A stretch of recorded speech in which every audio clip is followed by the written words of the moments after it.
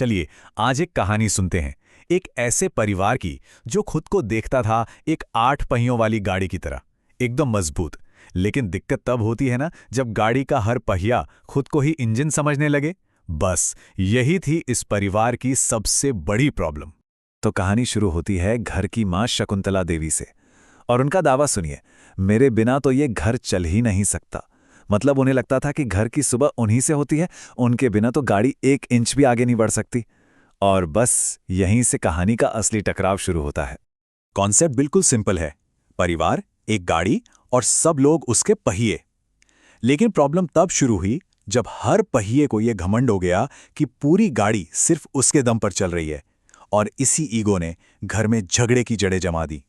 तो फिर चलिए एक एक करके मिलते हैं इन पहियों से और सुनते हैं कि वो अपने बारे में क्या कहते हैं। हर कोई बताने वाला है कि आखिर वही इस घर का सबसे इंपॉर्टेंट पार्ट क्यों है। तो सबसे पहले मैदान में आती हैं बड़ी बहू रीमा।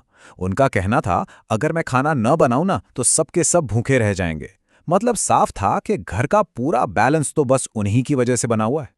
अब आते हैं घर के मुखिया पिता हरिशंकर जी। उनका दावा अपनी जिम्मेदारियों पर टिका था। वो कहते थे, सोचो अगर मैं न रहूं तो घर के बिल कौन भरेगा, बिजली कट जाएगी, पानी रुक जाएगा, अरे मेरे बिना ये घर चल ही नहीं सकता। फिर हैं घर की बेटी पूजा। उनका काम था घर को साफ और सुंदर रखना, और उन्हें लगता था कि अगर वो ना हो तो ये घर कूड़े का ढेर बन जाएगा, कोई मेहमान अंदर पैर भी नहीं रखेगा। घर का छोटा बेटा सुमित राशन पानी और बाकी सामान लाने का काम देखता था, और उसे भी यही लगता था कि उसकी ये जिम्मेदारी इतनी बड़ी है कि उसके बिना तो घर का चलना नामुमकिन है। और अब मिलिए घर के सबसे छोटे मेंबर से, पोता चिंटू। भाई उसका भी अपना दावा था। उसे लगता था कि घर की सारी रौनक, सारी खुशी उसी से है, और अगर वो ना हो तो सबके सब बस टेंशन में ही बैठे रहेंगे। तो बात यह है कि हर कोई अपनी ही जिम्मेदारी को सबसे बड़ा मान रहा था। माँ को लगता था कि दिन की शुरुआत करना सबसे जरूरी है, तो पिता को लगता था बिल भरना, बहू के लिए खाना तो बेटे के लिए सामान लाना, यहां तक कि पोते के लिए एंटरटेनमेंट ही सबसे बड़ी जिम्मेदारी थी। लेकिन इन सब दावों और शोर शराबे के बीच एक पहिया ऐसा भी था जो एकदम चुप था, बड़ा बेटा अमित। उसने कभी नहीं कहा कि मैं जरूरी हूं, कभी कोई डींगे नहीं मारी। वो बस अपना काम करता रहता था, और यही बात, यही खामोशी उसे सबसे अलग बनाती थी। अब कहानी में आता है एक बड़ा ट्विस्ट, एक ऐसा मोड़ जहां इन सारे दावों की असली परीक्षा होनी थी। घर की बेटी पूजा की सगाई तय हो जाती है, और इसी के साथ शुरू होता है एक बड़ा संकट। सगाई की तैयारियों के लिए घर के हर सदस्य ने बड़े जोश में आकर अपनी अपनी पसंद की एक एक बड़ी जिम्मेदारी पकड़ ली। सबको यही लग रहा था कि वो अपना काम बेस्ट तरीके से करेंगे।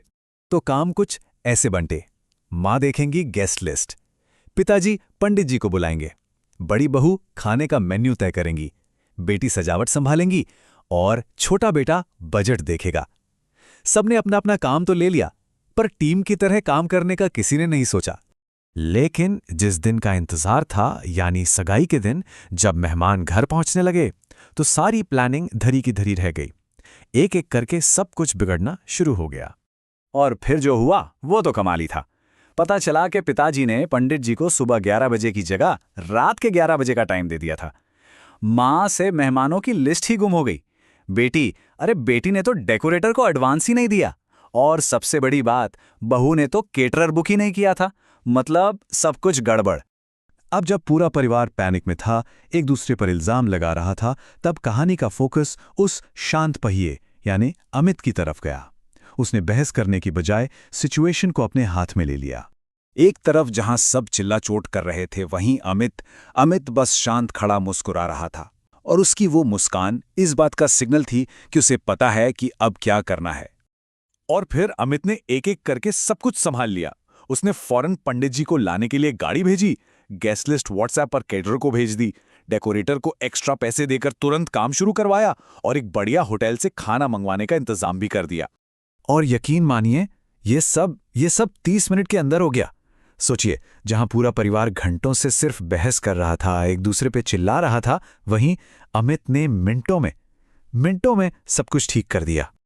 और नतीजा, सगाई बहुत शानदार हुई। डेकोरेशन भी हो गई, टेस्टी खाना भी टाइम पर आ गया और पंडित जी ने भी आके सारी रस्में पूरी करवा दी। जो फंक्शन बर्बाद होने वाला था उसे एक इंसान के शांत काम ने एक सक्सेसफुल इवेंट में बदल दिया।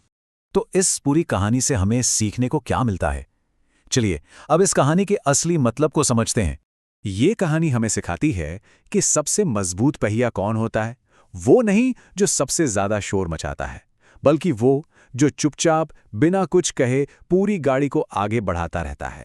तो जो जरूरी बातें हमें याद रखनी हैं वो ये हैं कि कोई भी परिवार या कोई भी टीम ईगो से नहीं, टीम वर्क से चलती है। बातें तो सब करते हैं पर काम बोलता है, और असली योगदान क्रेडिट लेना नहीं बल्कि चुपचाप दूसरों के काम को आसान बनाना है। और हाँ, अक्सर जो इंसान सबसे शांत होता है वही सबसे जरूरी काम कर रहा होता है। तो अब ये कहानी खत्म होती है एक सवाल के साथ।